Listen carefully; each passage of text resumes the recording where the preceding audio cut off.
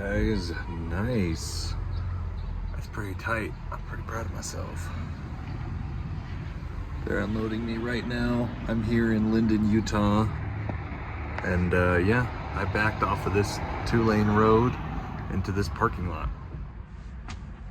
It is a good morning in Utah. The sun's coming out. The mountains still have snow on them. I got a Mother Trucker shirt from the Alex My Trucker Shop. It's good. Good 900-mile load from El Paso, Utah, or El Paso, Texas to Linden, Utah. It's from Coyote too. Coyote of all places paying $2.30 a mile. Not bad. There's not a dock here, so I'm just backed into their parking lot and they're gonna unload me with a pallet jack.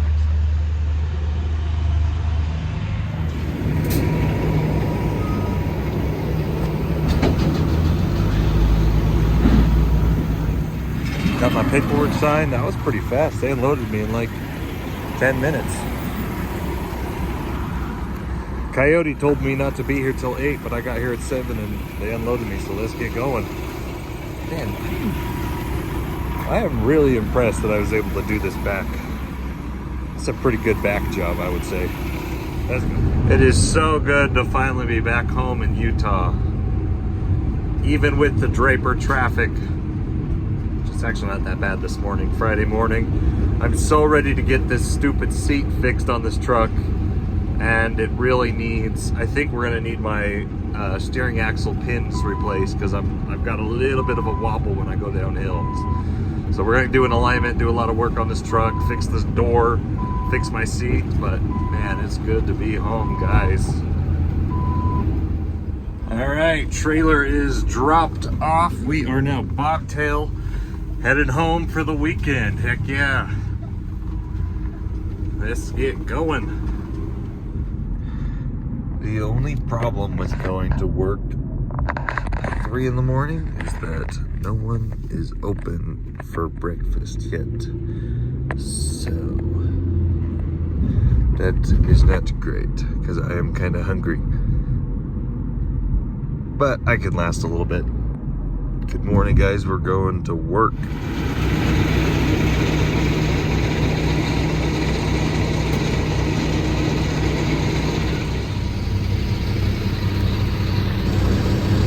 Oh, come on.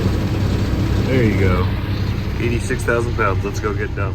It is very eerie at 5 in the morning at the landfill. But I don't know what this is. There's like, oh, sorry. I'm having a hard time holding my camera straight. They've got a burn off. I think it's methane or some sort of gas that they collect. So they've got pipes that run under the whole landfill. They've got pipes that run under the landfill, and in the new section, I mean, if it wasn't super freaking dark outside, you could see. But this is a massive landfill, and they're expanding. But they dig out, you know, pretty deep down and lay pipe and fabric for the future areas where they're going to be burying and landfilling. So anyway, so they collect gas, which is interesting to me, but hey, whatever works. Bouncy, bouncy.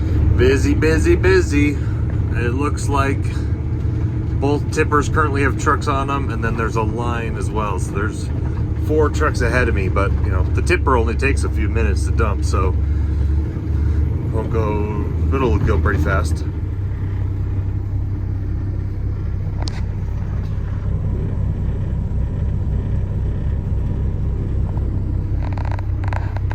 So one guy just pulled up, so I can move forward. Alright guys, it is now 7 o'clock. We are leaving the landfill finally empty. You may notice it is much brighter outside now. And it is now 7:20. I think it's 7:20 in the morning. Shift right there. It is now 7:20 in the morning. And the reason for that 2-hour window that I was at the landfill is because my trailer got jammed and it didn't dump. So I'm not quite sure what's going on, but there's a bunch of cars going out past the landfill. I think they're building something out there. I don't know what it is, but Yeah, so I was at the landfill for 2 hours this morning because my trailer got clogged, and I don't know, it was loaded with a bunch of wood and crap, and this trailer, it's a possum belly trailer, so the belly goes down.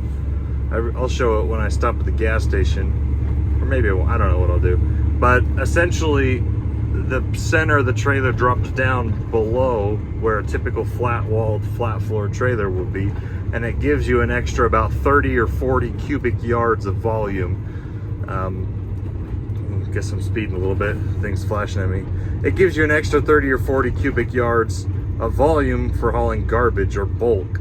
But when you're tipping, if you got a bunch of big bulky objects in there, they get stuck and they don't come out very good. So that is not ideal. Yeah, not ideal. So I tipped 5 times. I rehooked up to the trailer, drove around the landfill, bumpy, rolled down, sat on the hill at the decline so my load would slide forward and release pressure off of itself. But yeah, 5th time's the charm. We got it emptied, and now we are finally headed home, even though I really should have been home an hour ago. This is life. All right, we are back in the yard. So look at this trailer. This is a good side view of what I was hauling this morning. Now this is an MSW trailer, mixed solid waste.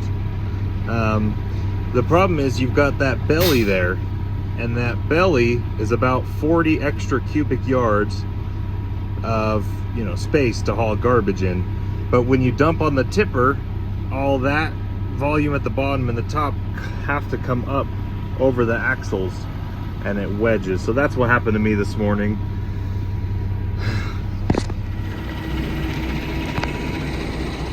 All right, I'm not taking this today. I'm gonna pre-trip it for tomorrow morning. We're gonna start again early tomorrow with this trailer, tarp it up, and get heading to go. So anyways, let's get going. This is not good. I don't have a left blinker. I wonder if I blew a fuse. But we're all tarped up and ready for in the morning, so fun times. All right, I know I am very scatterbrained today, but we got it fixed. Both my blinkies work. Look at my little thingy shaking. I'm gonna leave the truck right here by the shop, but yeah, it was just a fuse, so my left blinker fuse went out. So we're gonna be back here in, what time is it now? 3:30, so I'll be back here in 12 hours and we'll go take that to the landfill. Yippity-doo-dah day. Oil's good.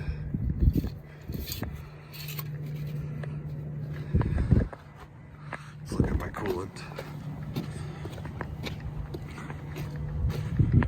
Coolant's good. Let's get this puppy warm.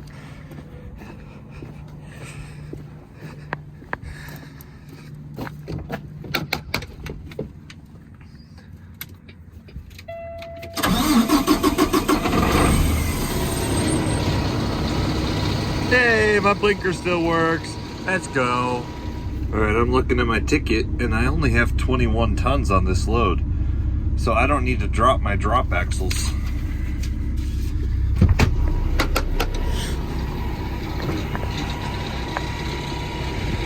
Yeah, so I'm gonna leave those 3 drop axles up because I don't need them. I only have 21 tons of garbage in here. So, heck yeah, bro.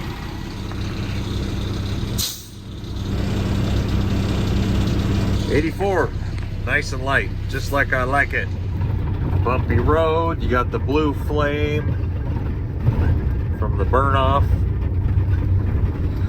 I wonder if this guy's gonna do his, oh my gosh, I'm so sorry guys, it's so blinky. I wonder if he's gonna do his flashy thingies.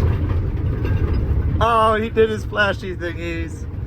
I don't know what it's actually called when you push this button on your steering wheel that makes all your yellow lights flash, and that's how drivers communicate in the dark if they don't have CBs. You can flash each other. I don't know. I think it's just saying hi. But it always makes you feel good when another driver does his blinkies, or whatever you call them, flashies. Got my tarps open, pulling up. Looks like there's a line of 5 trucks ahead of me to use the tipper.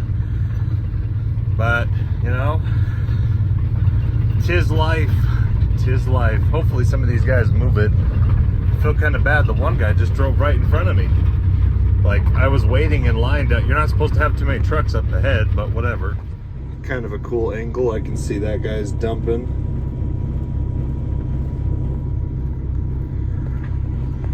He's got the loader there waiting.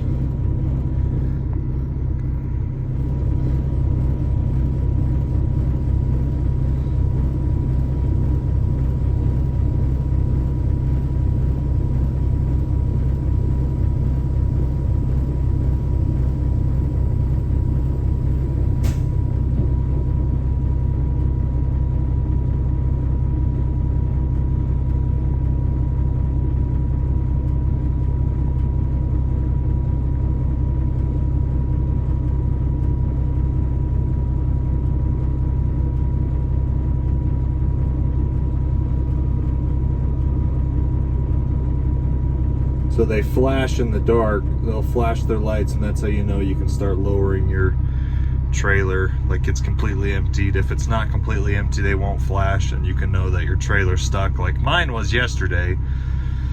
Oh, yesterday was not fun, but whatever. I've got a smooth walled trailer, so I shouldn't get stuck today. But fun. Looks like I gotta pull forward so nobody takes my spot. So I just got a weird call. My driver that's in frickin' Eugene, Oregon today, his load canceled. The broker called me at 4:30 in the morning to let me know that his load that he was supposed to load in 3 hours just got canceled. So that's fun. I'm at the landfill with horrible cell service, and now I gotta find a load for my driver in Eugene, Oregon. So that's what I'm gonna be doing while I wait for all these idiots to dump and get out of my way. They're not idiots. I just have terrible road rage, and I hate waiting in line to get unloaded. Even though I can get this trailer unloaded in like 3 minutes, which is way better than sitting at a dock somewhere at a warehouse for 4 hours.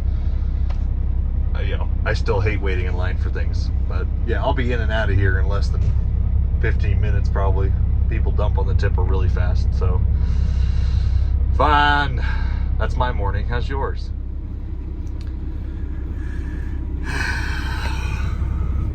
Huh.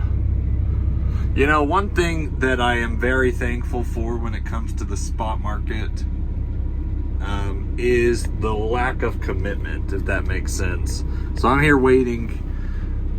It's been really quick. 2 more people have moved and dumped, and but I think about my last video, I was talking about why brokers exist and the benefits of using brokers. Well, another benefit of that would be not having the commitment, which is a good thing or a bad thing depending on your situation. So if you're working off of, you know, a contracted lane like so what we do, I have a minimum of loads that we have to haul of trash for this new contract that we've got. And every time, you know, these trailers are capable of holding 32 tons or 64,000 pounds or whatever, about. Depends on what truck you got, if it's got a tag axle or not. But we have a minimum. So this load that I've got right now, it's only 21 tons of garbage, which is really not that heavy. I mean, if you've never hauled heavy or overweight before, that's not really that heavy. But we have a minimum, so if the trailer's not fully loaded, they pay us as if it's a fully loaded trailer because they pay us by the tonnage.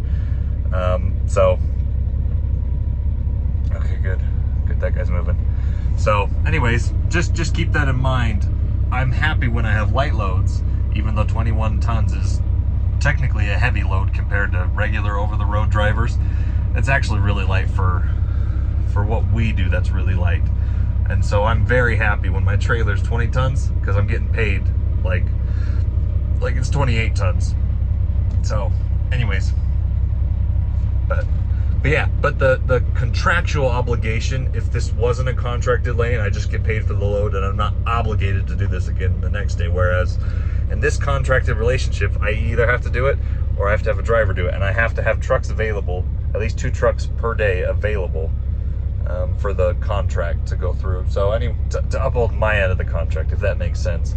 So, you know, in this video, I kind of wanted to talk about the difference between obligation. If it's just a one load, you get paid for your time and done, or if it's a bad load, you suck it up and then you don't have to deal with it anymore, as opposed to a contracted lane where you are obligated to fulfill this contract and you have to take the load no matter what. So that's kind of an interesting distinction to think about in trucking. You really, if you're new in trucking and you just started your authority, it's not great to be locked into any contracts because you don't know what you want to do, if that makes sense.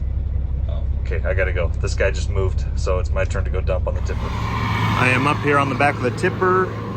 Doors open, tarps are open. I just gotta wait for the loader. He's gotta come over here. But look how close I am.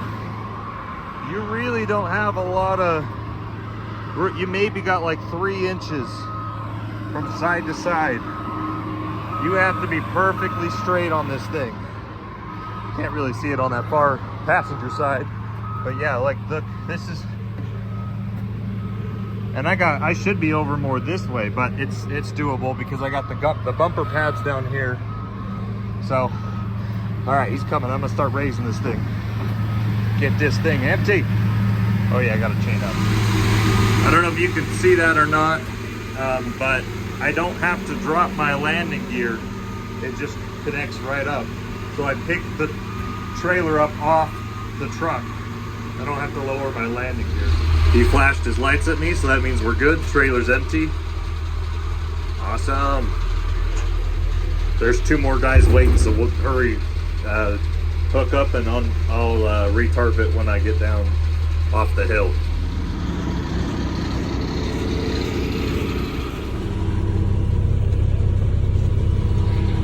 There we go.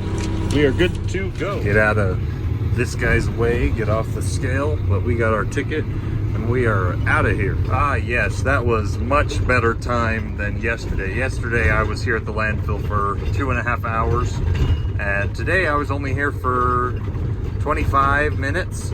So even with waiting, most of the time was just waiting in line for the tipper. You know, I was able to get my tarps open, get scaled in, scaled out really quick. So yeah, that is really, really good time. So I am very happy with that. We're gonna be back home in less than an hour, and yeah, fun. You can see there's another tipper right there tipping a trailer. I don't know what this landfill is. We've never hauled to this one. Yeah, but there's a couple landfills out here. This is in the Skull Valley, Utah area. Not quite Skull Valley. This is closer to Eagle Mountain where I am currently. But yeah, there's like 10 landfills out here, and really just depends on who you know. If you work for all the big companies like Waste Management and Republic, they all have their own landfills out here. So luckily, where we're not, it's not us loading these trailers. It's the contracted person that's loading the trailers. They're the ones that are paying and working with the landfill directly, so I don't have to deal with any of that. All right, we are back in the yard. Finished the load up. I went to Maverick to get fuel and get lunch, and yeah, it was a pretty good day. I was able to get the trailer unloaded really quick, come back to the yard, and then I took a couple dump truck deliveries. But I want to finish what I was saying about what I was saying this morning at the landfill, because when it comes to contracted freight versus brokered freight, you know, I kind of already talked about that in my last video. I talked about the perks of hauling from a broker, guaranteed payment. Brokers have the bond, versus if you're a contract carrier, yes, you'll make more per mile, but you do run the risk of being abused. It's like you think about, you know, if you're working a regular job, which doesn't really apply to trucking, so maybe this won't apply to you. But if you're, say you're a salaried employee versus a hourly employee, you know what I mean? Say you make, I don't know, what's $30 an hour times however many hours in the year, you know? I think that I'm probably wrong, but that's about $50,000 to $60,000 if you're only working 40 hours a week, no bonuses, no nothing, straight over 40 hours a week, 40 hours a week, getting $30 an hour, versus being salaried at $60,000 a year, but you may be asked to work overtime, you know, and this is where you can get really finicky with your contracts. You know, if you take this job making $60,000 a year, you're guaranteed the $60,000, but you might get abused along the way because they might ask you to come in on Saturdays. They might make you do this. They might make you stay 3 hours late twice a week for overtime, and you don't get paid for that because your salary is a agreed upon rate. So that's just what you got to kind of think about. It's the same with contract lanes. I contract to do this lane this time every day for this rate, regardless of whatever, you know. And obviously if there's equipment damages, well, there's a jet flying overhead, that's why it's really loud. If there's equipment damages or whatever, you know, you can invoice them if they break your equipment. But the reality is you are contracted to haul this lane for whatever your period of time agreement is.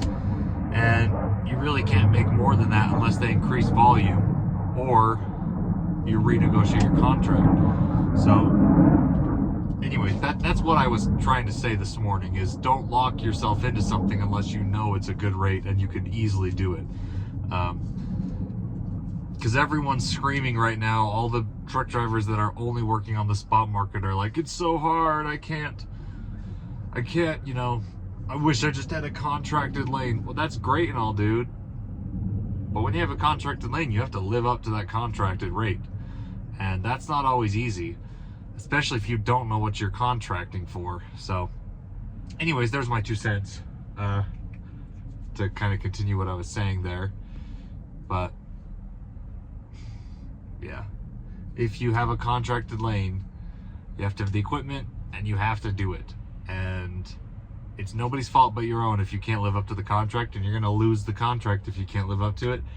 And depending on what was in the contract, you may be subject to fines or supplemental whatever. You know, that's where you get into the legal problems. You really need a lawyer to look over contracts if you got a big contract. If it's a little contract, like you're, I don't know, whatever, but a big contract where you're getting to the point where you need to hire other people, you need to have consistent freight, it might be good to have someone look it over. But that's kind of the distinction between brokers. Brokers are easy, they're all the same. You give them a rate option, they either take it, they don't. It's just one load. You either make money or you lose money and shrug it off. Contracts, if you sign a contract with a horrible rate, you're screwed because you got to do it. And so be careful when you're agreeing to contracted freight. That's my 2 cents. We're going to wrap the video up. Hopefully you guys enjoyed seeing the tippers and seeing what I do when my guys are dumping at the landfill. Kind of get a feel for what it is. It's not pretty at all. It's not pretty, but it pays. So well, that's what we haul. We haul garbage to the landfill, and I don't know. It's the same thing every time. All you do is back in and open the tailgate and dump it. Sometimes you get stuck, but it's the same thing every time. You're not waiting at a dock. But we're gonna wrap the video up here, guys. We'll catch you in the next one. Peace.